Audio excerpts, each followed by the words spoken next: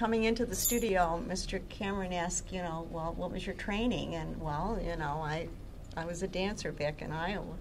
He said, so he put me in the 11 o'clock intermediate class. And I didn't know anything about these beginning exercises or anything, you know. I just didn't know anything.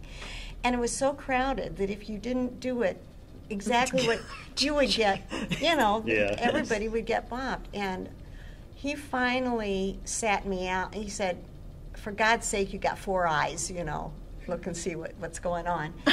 And then he finally sat me out, and I was so grateful. And Mr. Camryn said, you'll have to go and start with the baby class. And I was just grateful. I was not, you know.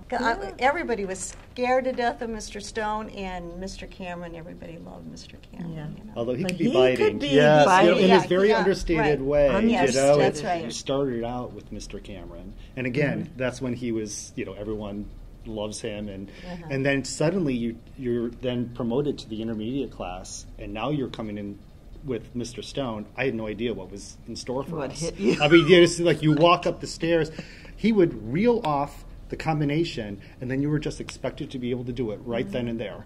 And that's a skill that you have to build, and when you're not doing it, he's coming down on you. And so it was really intimidating. And then he'll just say, reverse it, you know. So right. Like he doesn't show you how or wait for you to figure it out. You just had to reverse it. But then after you get to a certain point with Mr. Stone, then Mr. Camryn would come in, and they had completely different styles. And he would come and he would critique you and complain about the way that you were doing it. But it's like, but I'm trying to do it the way that Mr. Stone does. He's like, no, you just have to do it this way. And so once you got to the point where you could please both of them, then you knew that you made it. That's like good. I knew as a dancer you had to be adaptable. I don't even know if they were conscious of it, that if Stone taught his way and Camryn taught his way, we'd be getting everything. You always knew that they really didn't mean it personally, or you know, that they were doing it for your benefit, or that this is what you were taking lessons for.